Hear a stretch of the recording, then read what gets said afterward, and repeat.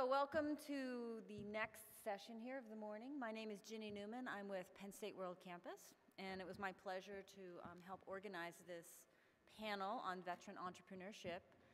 I have to give a nod to Larry Broughton because he was very instrumental in helping me form a concept and really tighten it up. So thank you, Larry, for your assistance on that. So let me begin by introducing our facilitator for the Veteran Entrepreneurship panel. Her name is Heather Fennessey. Heather she's the director of the Penn State Small Business Development Center. And in that role, she has helped hundreds of Pennsylvania small businesses become successful. So she's a great person to facilitate this panel. But in addition to that expertise, she is also familiar with the military. She served as a contractor for the military doing pollution prevention projects, and is also a military spouse. Her husband is a former Army Ranger.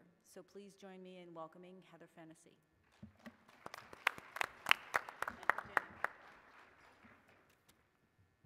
Hello, good morning, everyone. Thank you for being here. Like Ginny said, my name's Heather Fennessey. I have a staff that helps about 800 businesses a year in Pennsylvania. And why that's important in a university is because we really tie in student learning to what we do, as well as commercializing the research that Penn State does. The Small Business Development Center is part of a network of small business development centers across the nation. All states have them. And about 8% of our clients are veterans, so about 80,000 veterans are helped annually by the SBDCs. Going to go ahead and get started. We have a wonderful panel here for you that are all experts in veteran entrepreneurship. We have Bill Elmore, Larry Broughton, and Ray Toenniessen, and I'll let each of them introduce themselves. Good morning. I'm Bill Elmore. I'm self-employed once again. 12 years ago, I moved to Washington, D.C. to implement the Veterans Entrepreneurship and Small Business Development Act, which was arguably the most important piece of economic opportunity legislation for veterans since the original GI Bill. In those 12 years in D.C., I helped create and initiate virtually all of the federal initiatives and a number of the state initiatives as well.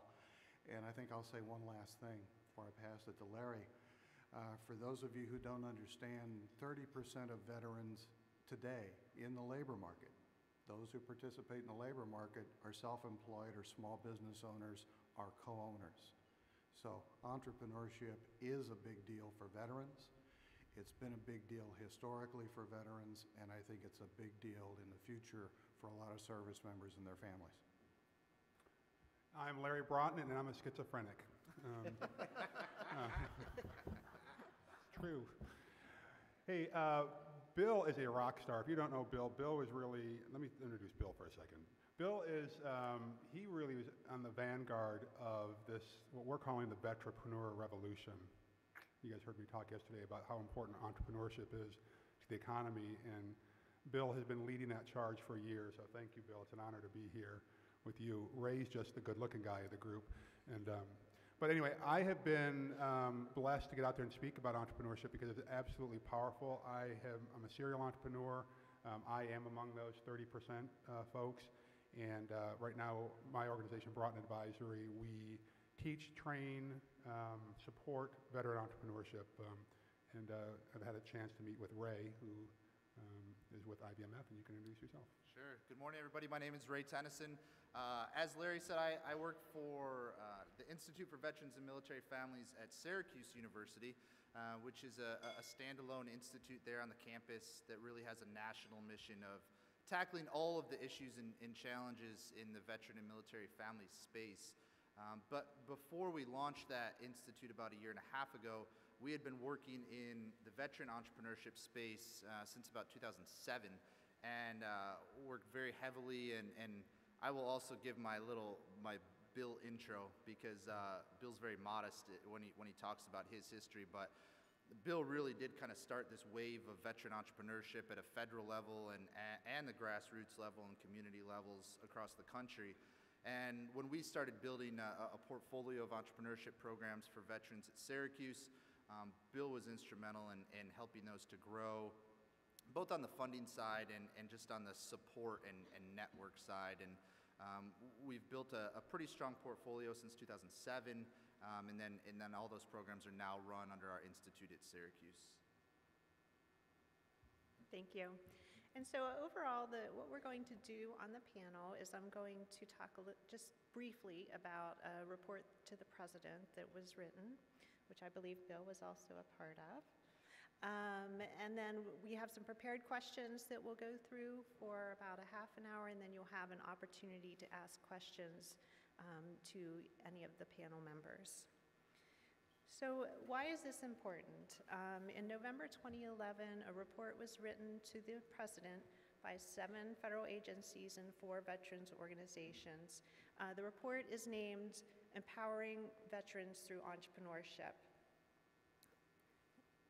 The report was critical to moving our veterans forward and as well as our economy forward. Veterans already own about 2.4 million businesses, which represents 9% of all businesses in America. As of January 2013, I just looked at the statistics, 7.5% of male and 8.8% of female veterans are currently unemployed.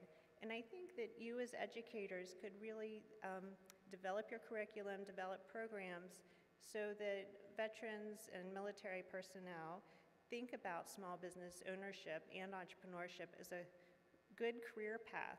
So as you listen to the questions that we have, think about what you could do at each of your organizations to help better serve them.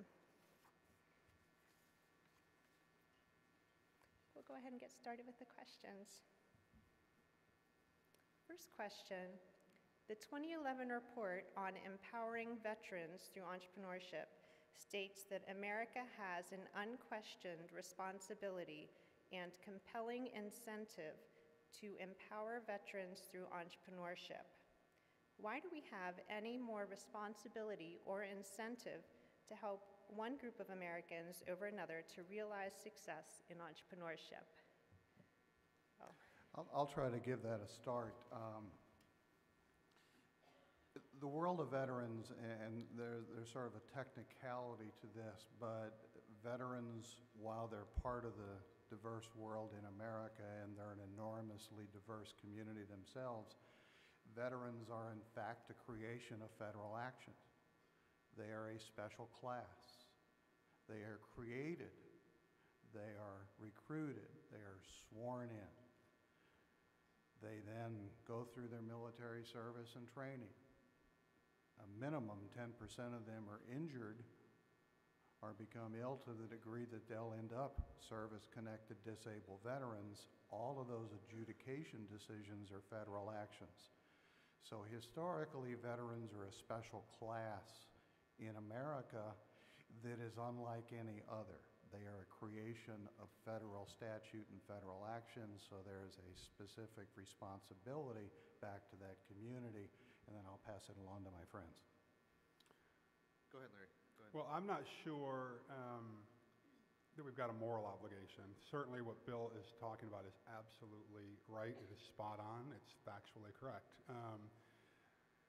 But America is supposed to be, we're supposed to have a lot of freedoms out there. I think that it just comes down, it is silly not to offer it. It is stupid for us not to be supporting veterans, because when you look at the success rate that veterans have in business, we outperform our non-veteran counterparts. According to Korn Ferry, 1.7 more times likely to succeed in business than our non-veteran counterparts.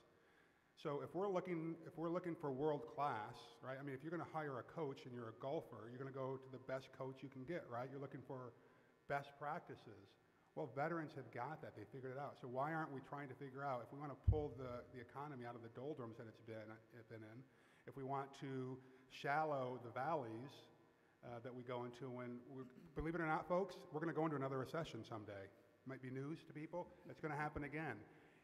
So the better that we can, the stronger we can create our entrepreneur class, the better we're going to be as a country. So I think we've got, if there is an obligation, is to say, hey, let's get our best practices, and the veterans are the ones who are setting the standard. Let's create an environment where we are promoting veteran entrepreneurship. So I agree with Bill completely on that. I would take just a little bit of a different spin on it. So. Yeah. Don't hurt me, Bill. You know, I think, and maybe I can bring both sides of that together. There really are two big pieces of this. Yeah, I think part of the piece that Bill talks about with the moral obligation is that, you know, if you think about taking care of veterans and their families as a long-term imperative, you know, we're marking now the anniversary of the all-volunteer force, right? And so if you think about that need and that desire to continue an all-volunteer force, there has to be certain things in place that veterans can turn to, and future men and women who enlist and do raise the right hand to say, yes, I want to step up and serve, they have to know that when they come out on the other side, there are certain things in place for them to continue to sustain that force. You know, the piece that Larry talks about is equally, you know, and I think from a national perspective or even a global perspective, just as important, if not more important. We'll get into this a little bit more, but veterans make phenomenal entrepreneurs. Not only are they twice as likely, like Larry said, to launch a business, they're also more than 3 times, close to 4 times as likely to have a successful business up and running at the 4-year mark, which if you're not kind of up to date on small business startups, 3 out of 5 businesses fail. You know, we found through our programs and across the board through some research the SBA has done, some research we've done, you know, our typical venture creation rate when a veteran leaves one of our programs within 6 months of graduation is around 56%. And the 4-year success rate right now is right around 75%, which just blows the non-veteran counterparts out of the water. And there's a lot of that comes, we believe that we give a phenomenal education and training in these programs, and we have world-class speakers and thinkers and entrepreneurs like Larry and who talk to the vets, but there's also just that inherent sense that veterans make really, really good business owners. Heather also mentioned the unemployment rate. As veterans start and launch businesses, who do you think they hire when they're ready to bring on employees? They hire other vets. So when we talk about continuing to knock down the veteran unemployment rate, a great way to do that is really through veteran business ownership. I'd like to make one other point, and thank you both. As a nation, we do have a moral and a technical legal responsibility, but at the same time, as a nation, we invest, and I use that term carefully, in the range of $140 billion a year at the federal level into veteran services. And that's primarily VA, but it's a lot of other parts, SBA and labor and others as well. And what do we really get for that investment? We get a lot of health care, we get GI Bill, we get a lot of other things. And part of the whole intent behind sort of reawakening America to this fact that veterans do well as entrepreneurs is how do we invest in this community when they come home? We invest as we recruit them, we invest as we train them, we invest as they get out, but how do we invest in them when they come home? And that's really the essence of entrepreneurship, and Larry's absolutely right. One of the greatest freedoms, I can't say the greatest, in America is our freedom to pursue our own economic opportunity, and who better to invest in and then ultimately learn from and model after than the veterans, the men and women who serve, and their families. It's just, it makes sense to do it. And maybe the most striking thing about the lack of federal policy before 12 years ago was nobody in DC got this. Nobody. Okay. Our second question has 2 parts. Why is it that veterans outpace the general population in business ownership and then go on to experience nearly twice the success rate in business than their non-veteran counterparts? And how can, this is the second part, how can educators here ensure this trend continues and actually improves so vetrepreneurs can take on great leadership roles in both private and public sector life. I'll kick this one off. If you Okay. guys don't mind. We all know each other too, so we might make fun of each other along the way too. Mike? Yeah. You know, I'll hit the kind of outpace piece and survive in business ownership. You know, one of the things I always use when I go out and talk to vets or transitioning service members around entrepreneurship is I ask, you know, when you were in the military, during your time in the military, how often did you have a first-line supervisor or commander come up to you and say, you know, I've got a mission-critical task, and you know what? You can take all the time you want to get it done, and if you need some more money, I'll give you some more money, and you know, you can have whatever resources you want. You know, who's a vet in the room? How often does that happen? Never, right? It's the complete opposite. It's, I've got a mission-critical task. I need it done yesterday. I've got no more money, no more people to give you, and no additional resources, but I still need you to go and get it done. That's entrepreneurship. You know, I think there's this common misconception out there that the military, yes, while there's rank and there's structure, the military can also be very entrepreneurial. And I would even argue over the past 10, 11 years now, that there's been individuals at every rank, every grade, every branch of service that have had to think outside of the box, that have had to use very, very tight resources to accomplish a mission, to accomplish a task. And at the essence, that's entrepreneurship. It's recognizing the problem, coming up with a solution. And so I think that's when not all transitioning service members or veterans realize that. And sometimes as you talk to them, it kind of clicks that light bulb off. But they do have that inherent sense of being able to persevere, being able to move forward to accomplish that task. Yeah, I think you're right, Ray. You know, the interesting thing is I touched on this a little bit yesterday in my talk. And if you guys missed that, Ben, it was the best keynote ever. Just kidding. Hey, here's the deal, though. We know this stuff. Veterans they understand that there's discipline, how important discipline is. As Ray was saying, the characteristics that make for a great military person makes for great entrepreneurship. Discipline, tenacity, the ability to set a vision, right, and to move out. Because darn it, if you're in the military, now I've only got experience in special forces, but I can tell you this, if I didn't have team members who were as passionate about completing that mission as I was, that person wasn't going to be on the team for very long, right? And that's what it takes to be an entrepreneur. You better darn well believe in what your vision is for where you want that organization to go, because it is hard frickin' work to be an entrepreneur, and we forget that sometimes, because there are so many people out there who are just selling the easy road to business ownership, the easy path to entrepreneurship, and it is a frickin' lie. It is hard work. You have to bust your hump.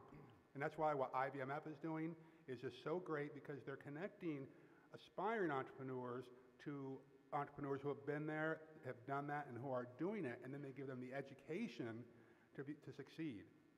So how can these folks help? Just keep on doing what you're doing. But the more you can lower bureaucracy, the better for veterans, because veterans are used to just getting stuff done. And when they bump up against bureaucracy because, hey, you got to go over there to that department because, well, I don't know why, but we've always done it that way. There's nothing that will frustrate veterans more than just, you know, a whole lot of movement, but no real action, getting it done. No, you know, anyway, I'm starting to pontificate. So, Bill, take over. Save me, please. Save me from myself. Well, I think a couple of points. We all understand what it means to go into service, at least those of us that have served, and it is discipline, it is training, it is recruiting, it is diversity, it is commitment, it is teamwork, it's all of those things. But I was bothered that when I was asked this question when I was at SBA, that's the answer everybody came up with, me included. So I finally convinced a little independent office in SBA called the Office of Advocacy to do one research paper. I wanted more than one, but we got one done that asked that question. Why do veterans do so well as entrepreneurs? And it turned out that it is the content of their character. It's the kind of people who serve. It's the volunteers who step up They have a commitment to their nation, they have a commitment to themselves, they have a commitment to their families.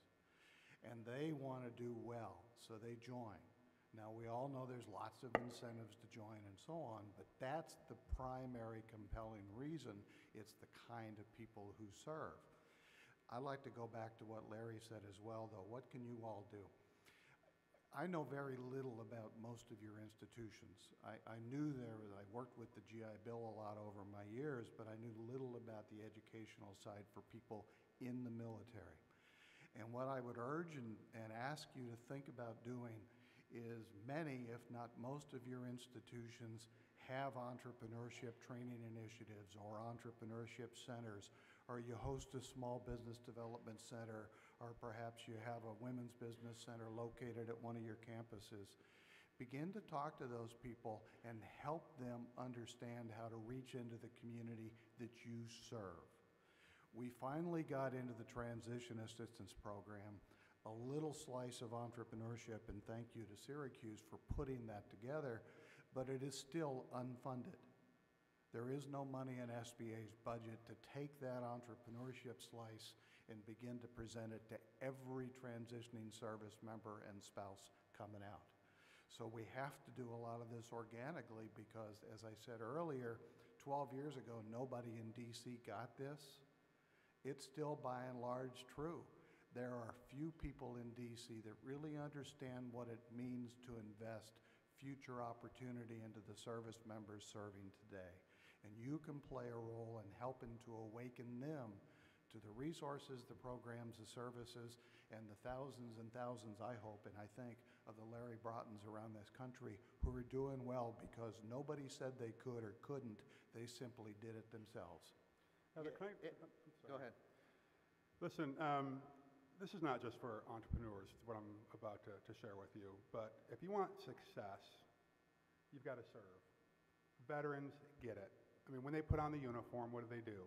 They go into the service. The key is that when they get out, they keep on serving. Those entrepreneurs who have had enduring success, not just the flash in the pan, they have figured out ways to continue to serve their communities and their brothers and sisters that have wore the uniform, and those who even haven't, right? They continue to serve. Those folks will get in, I don't care what your endeavor is in life, I don't care whether it's entrepreneurship or you're going to be an employee. If you are in it for yourself, you're not going to succeed. I'm sorry to get on my little motivational kick here, but it's absolutely true. I did a radio show last night with someone, and they were asking me this kind of thing. You guys know who Jim Rohn is? You know, one of the biggest personal development gurus out there. He died a couple years ago.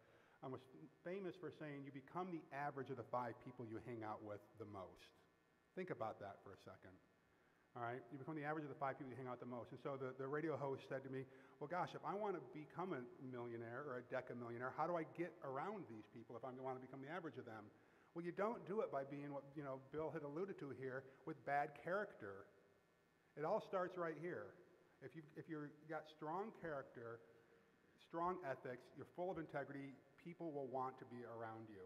And so we can do that as well, just as individuals, as in institutions, because there are, as I was walking that floor, I'm sorry to say, there are some people out there who just have a bad mojo, bad reputation, because there is a perception that they don't have integrity, that they have put earning the dollar in front of really serving their clients. Does that make sense? I hope.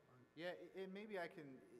My points, I think, kind of relate to Larry's too, and also go back to what you can do at your institutions. And the first one I would start with, which I know we hear all the time, and I hate to use the buzz phrase with it, but don't recreate the wheel, right? If there's a really good program out there already that you can either become a part of, offer an expertise in, or just refer your veteran students over to it, in the long run, it's going to be much better for everybody involved if that happens. Right. Now, the flip side to that is I would say leverage what you're already doing well at your institution. Whether it's entrepreneurship or whether you have a phenomenal marketing program and maybe you want to do a niche program just around marketing for entrepreneurs. No matter what it is, leverage the expertise you already have. And the last piece I would say about that it kind of relates to the character piece with Larry is look for ways to collaborate with each other. It's very interesting when you talk about, I'll use the term space, the veteran space. more and more it seems like there's competition there, right? Well, I want to do this program better than them, or I want to put them on a business. And it's just the wrong way of thinking. It goes back to that service piece. It goes back to the intent of why you're doing it. Yeah. You know, I think one of the programs we run is a very niche program in entrepreneurship called the Entrepreneurship Bootcamp for Veterans with Disabilities. And it's a program strictly for service members who are transitioning with a service-connected disability. But since 2007, we've built that program into a national consortium of 8 different business schools around the country that offer that program. If we had kept that siloed at Syracuse University, we maybe would have put one class of 25 vets through that program per year.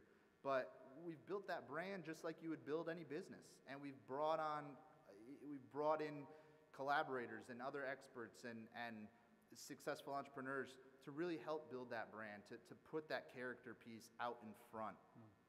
Because, and I'll end with this, veterans are extraordinarily skeptical.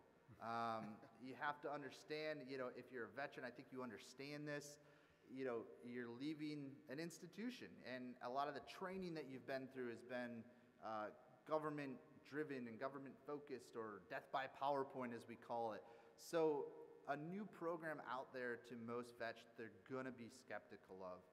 You're gonna be a lot further along already if they know going into it that you have the right intent in mind. Can I make 2 other quick points? Okay. And this goes back to Syracuse and the EBV model. There's at least 5 models of various veteran entrepreneur training programs around the country now. Some date back more than 20 years. So there's lots of models available. Anyone who wants to contact me, I'd be glad to tell you where to find a copy or even get one from me. I think the other thing, though, that I'll mention, and I sat in on a couple of the seminars here over the last day, and there's a fair amount of discussion around certifications.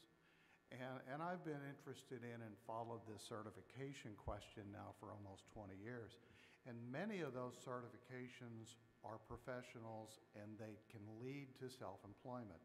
So if you have a certification program that you're working with at your institution, if you want to help people become plumbers, a lot of plumbers own their own small business. So begin to think in your certification programs about how you begin to build in some of that self-employment support, some of the skills and training and expertise people like Larry in Syracuse and thousands of others who will step up and help that next plumber understand how they can take the following step and create their own enterprise if that's what they choose to do. Thank you. I have a policy question for Bill.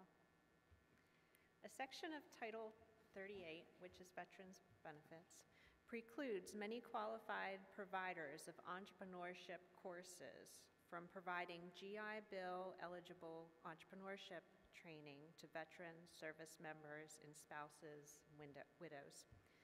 Why do you think there is this exclusion in the law, and are there any efforts underway to change this legislation? Well, thank you. I'll try to be as specific as I need to, but I need to give you a touch of history.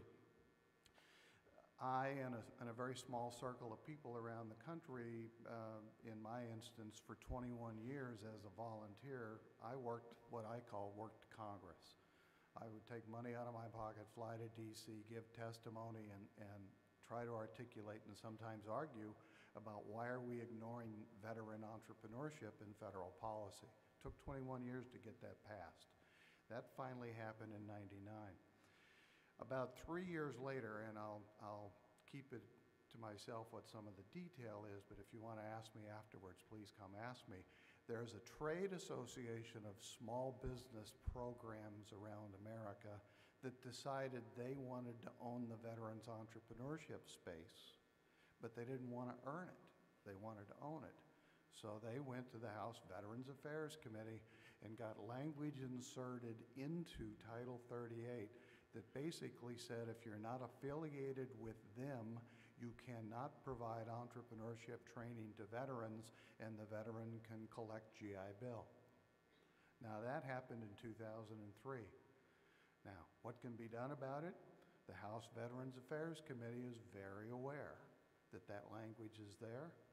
They've been bugged by me and by others. I argued against it at the time, and I would suggest anybody that wants to try to seek an amendment to Section 3542 small h of 38 U.S. Code, talk to the House Veterans Affairs Committee, majority staff on the economic side, and tell them that it simply makes no sense to limit the ability of all the institutions in America who could pass muster with what's called the state approving agencies that are funded by VA to be allowed to develop and deliver quality entrepreneurship training to veterans and their families.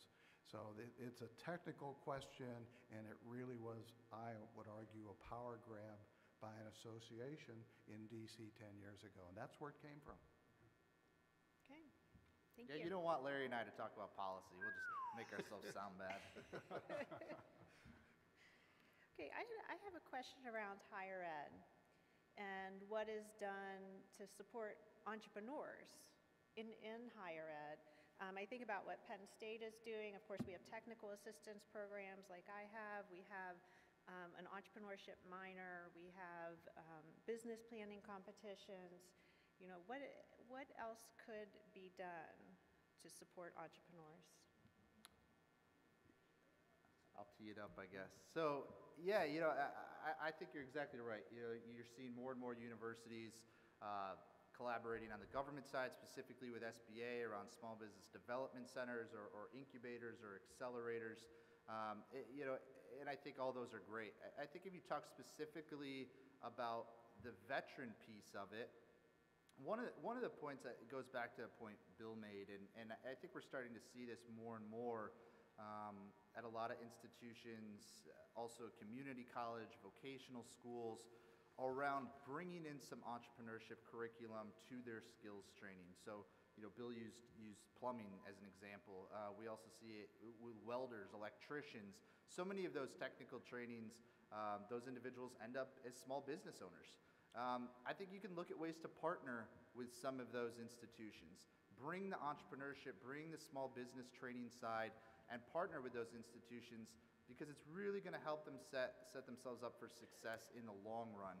So now they're getting the technical side of it, and they're also getting how to manage that small business piece of it. I think the second piece of it is be aware of who you're putting. If you're running something specifically for veterans, especially in entrepreneurship, be aware who you're putting up there in the room. And I say that because we found much more success with instructors on the practical side rather than the academic side. We have a phenomenal entrepreneurship department at Syracuse at our business school, and we have some great researchers, and they're also great teachers. We also have a very strong cohort of what we call professors of practice.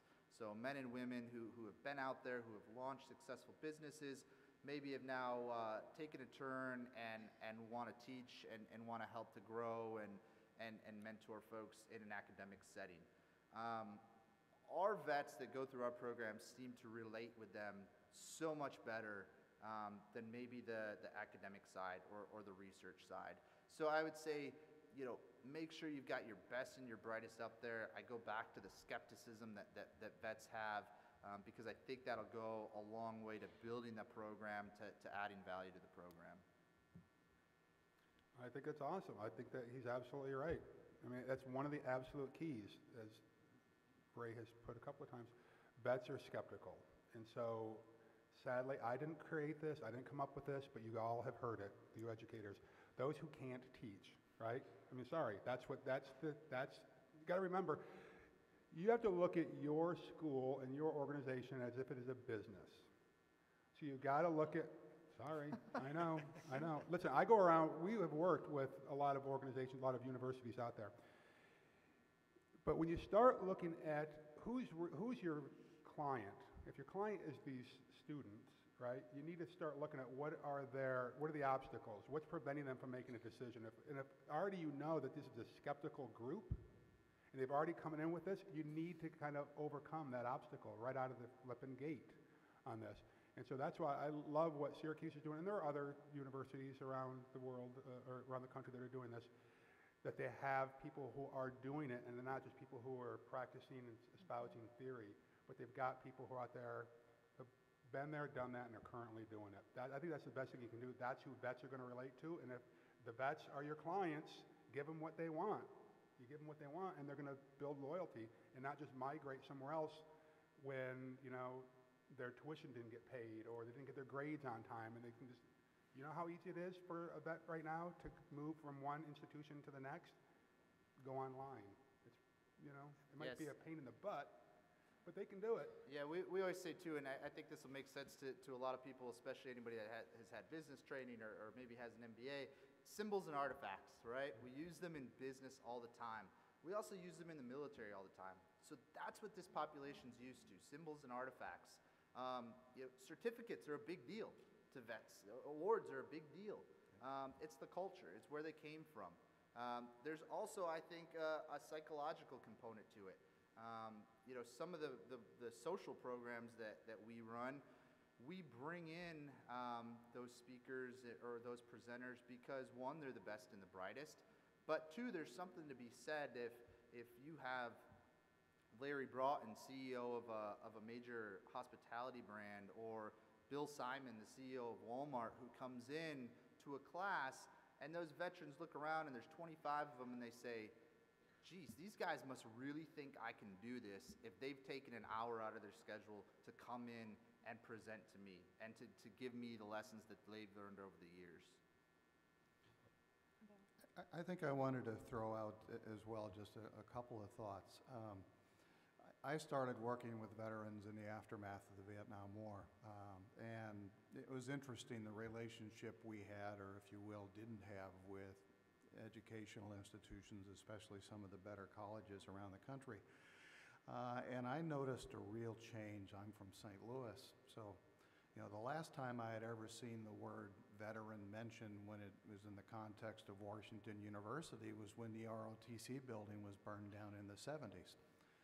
Well, now Washington University recruits veterans for their MBA program. So there's a lesson there. There's a lot of schools in this country who actively recruit former service members for their MBA programs. So look to your MBA programs. My guess is you'll find some former service members that are there, and perhaps some people who will be there. And I expect if you ask them to help you do some of the things that you might want to do, they will step up and do that. There's another point I wanted to make. Syracuse has really done this well with the EVV and their other program models. They have tapped back into their institution's alumni communities. Veterans are proud that they served. They may not have enjoyed it. I wasn't particularly happy when I got out, but I'm proud that I served. And there's a great pride in this community, and I think that exists in your alumni world, whether they're veterans or not.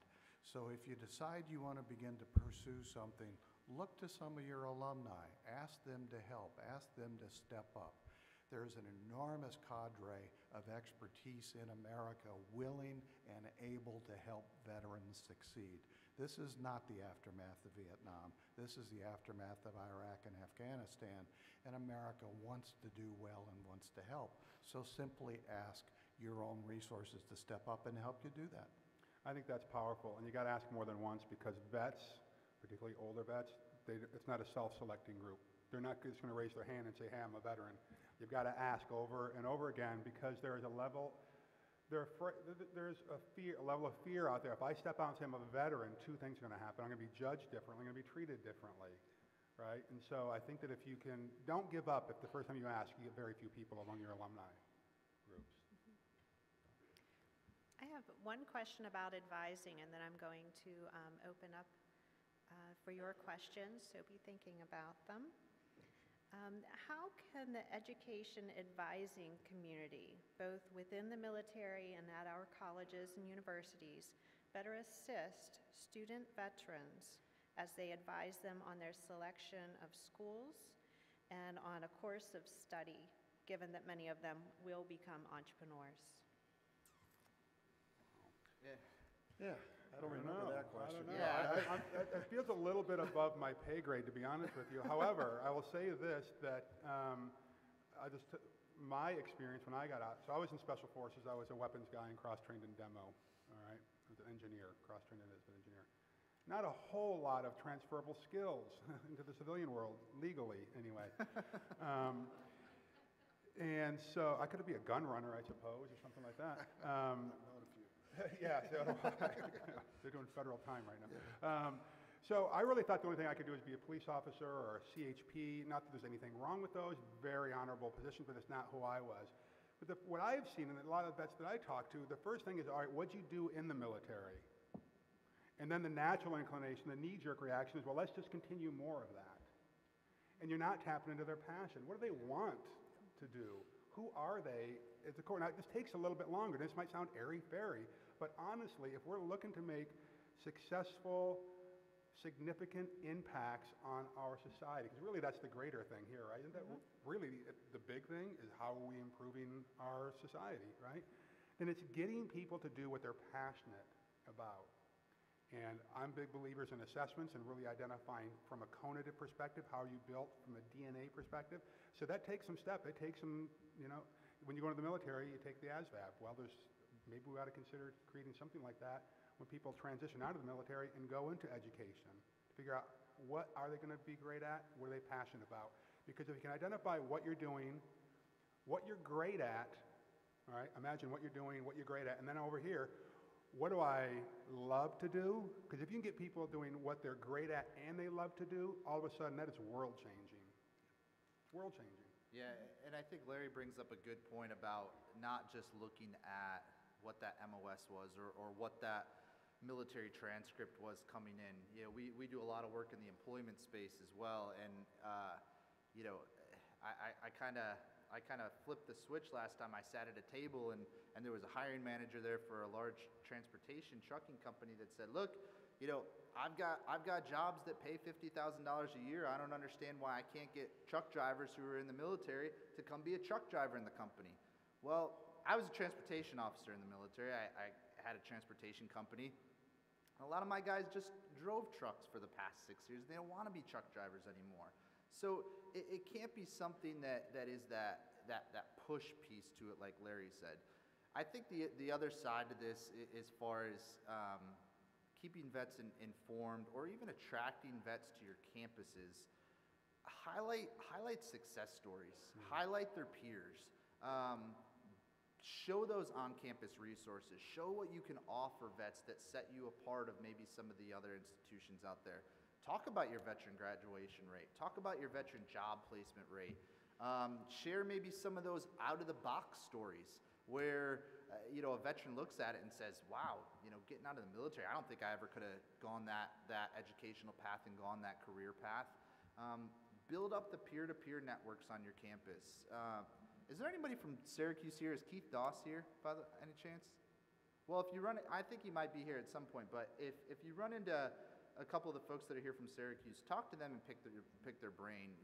They've done a phenomenal job on the student side, also getting students, faculty, and staff to come forward and say, yes, I'm a vet on this campus.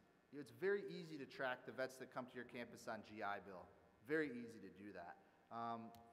We've tried to come up with some creative ways at Syracuse to get faculty and staff and maybe students that aren't there on GI Bill to really come out, self-identify, and join that community of vets too. I wanted to make a point as well. I talk a lot about entrepreneurship, and census tells us 30% of veterans in the labor market are self-employed. That's true.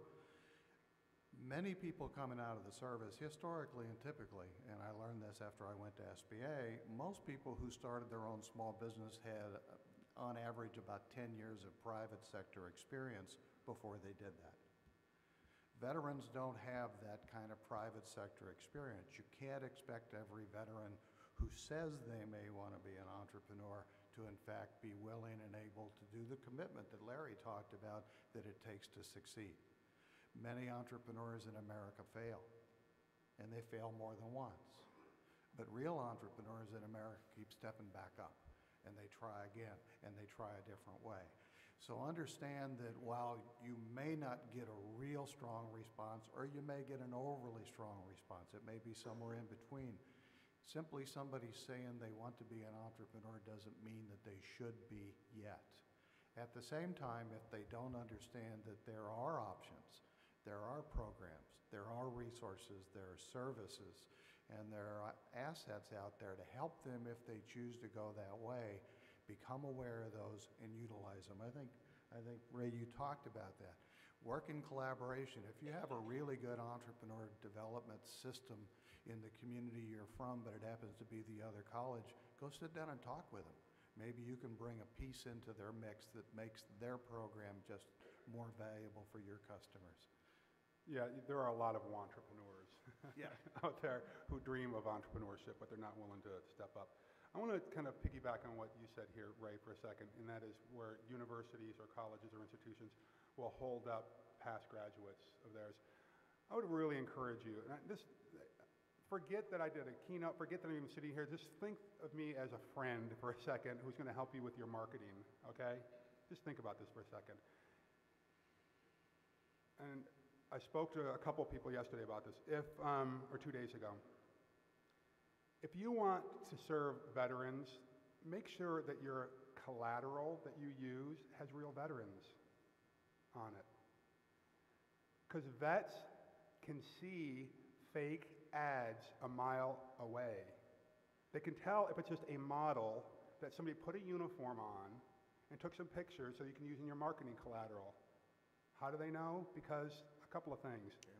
Wrong patches, ribbons in the wrong order.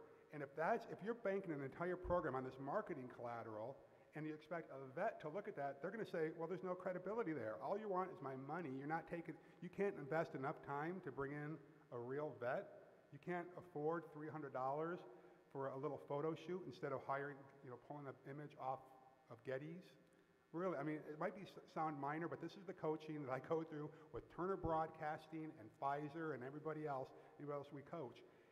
Spend a little extra time on it, all right? Because, and I'm not going to name any names, but as I walk through that floor out there, I bet you these guys and any vets that are out there can probably recognize the same thing. There are a bunch of pictures out there of just of models with wrong things on their uniform, and it immediately discredits your brand. So that's my tidbit, and I'm sorry, you're never going to invite me back, probably. Everybody go back and check your pictures. Ask a vet. Yeah, you got a great photographer here. So how about questions from the audience? Does anybody have microphones out there? Yeah, okay, there's a microphone coming. Right past reserve. I'm sorry, Joyce. Right there. Am I in trouble? Good morning, Kelly Hudson with Brandman University. Question for you guys. As I have contact with military veterans, especially military transitioning out right now, I'm seeing an increasing number of organizations that are kind of pitching franchise opportunities to them. What are your thoughts on the benefits of a vet going into buying into a franchise opportunity by trying it on their own? Is it a deceptively easy thing or not? Because I just don't know. Can I try to start? Because I'll sort of put my old bureaucrat hat on. Thank you. I'm a fan of franchising, but if you don't have somebody that can help you understand the content of the franchising agreement, you best be careful before you step into it. It can be a model, and it can be a model that works for a number of veterans. But simply being a franchise and trying to appeal to veterans to use it, I would urge, there's a group, not just VetFran with the International Franchise Association, but there's also a group called Fran Data, and they're associated with the Small Business Administration. Here's the bureaucrat hat. SBA provides financing to thousands of small businesses a year, including somewhere in the range of $1 billion to $2 billion a year to veterans. There's some very interesting statistics when you look at the franchise failures in the SBA loan data. Some franchise failures on SBA loans might run 2, 3, 4, 5, 6, 7%. Some franchise failures in the SBA loan data will run 50, 60, 70% failures. So simply sort of the call of franchisees as an opportunity, it is. But if you don't do your due diligence, if you don't do your homework, if the veteran and service member themselves doesn't have that expertise, and likely they don't, go get the expertise, it's free. Call the small business development centers, call the SCORE chapters, call the SBA district office, call others, and ask for somebody to help you analyze and understand the contents of the franchise agreement before you sign anything. I'll share with you a mistake a veteran I know made. He bought a franchise 25 years ago. The first thing he did was sign a lease for a property. 3 months later, his business was out of business, but he still had 9 months to go on the lease. So he ended up spending a lot of money out of his pocket to support a business that no longer existed because he didn't go out and seek that expertise to make sure that the decision-making at the time was the proper one. Well, those are great points, Kelly. I would encourage anyone who's considering a franchise, whether a veteran or not, to do the due diligence that Bill had mentioned. But another key element in doing any due diligence for anyone who's ever owned a business is you got to talk to people that are already in the space and are already franchisees under that same model. Are they getting the marketing support that the franchise says that you're going to get? Because here's the hook for franchising. And I'll bet you there are probably some franchise owners out here. I mean, if statistics say anything about it. The hook in franchising is that you're in business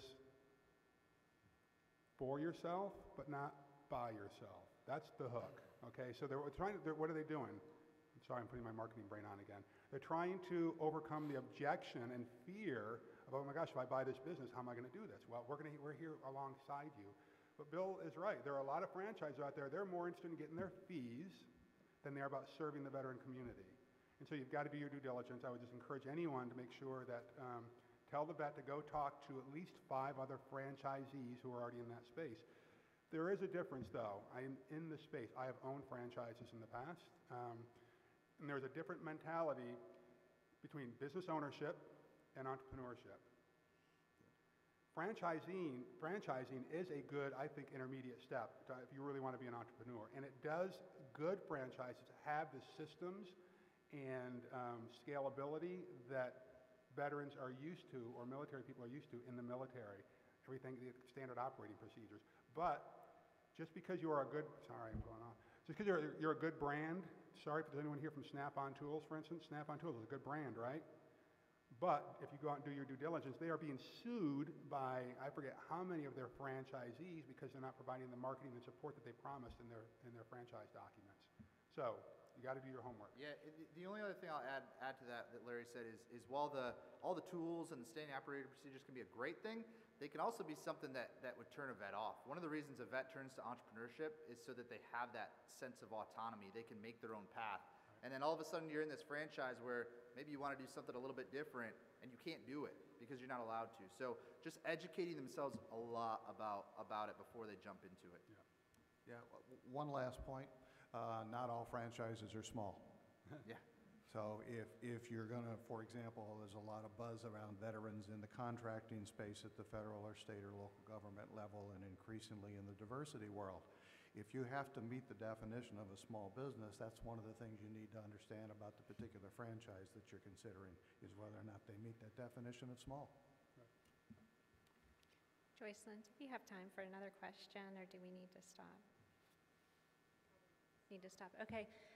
All of the panel members offered to be here and not eat lunch. No. So please come up to the front after we're done and ask your questions directly to them, and they'll be happy to help you. And thank you so much for your interest and participation today. Thanks.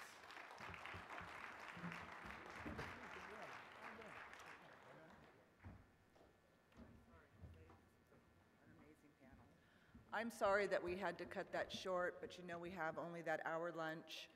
We have the student panel at 12:45, and that is why we are all here, is for the students. So what I would expect is that people would maybe get a really quick bite to eat and be back.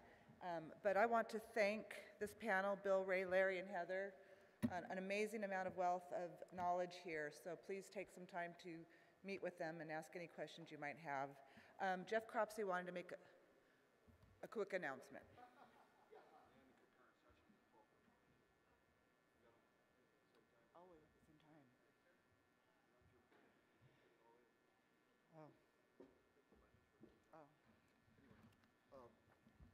Yeah, I don't mean to hold you up, but the College Board is up on the 5th floor in Cobalt 502, the College Board. And what they're doing is they're making a video for their website that talks about the value of the CLEP examination in regards to success stories of individual students and how they blend into your program. So it's obviously totally voluntary, but if you'd like to go up to Cobalt 502 sometime this afternoon, you don't have to be late for the next general session, but sometime before 5, up in Cobalt 502, if you wish to make a brief 5-minute sort of a video interview remarking about the value of the CLEP test for your institution, for you as an administrator, or if any of the military out there or anyone that's actually taken the CLEP and has a personal story, they would love to get that on video. Thank you. And I apologize, there are also concurrent sessions at 12:45, so you have an option there. Thank you.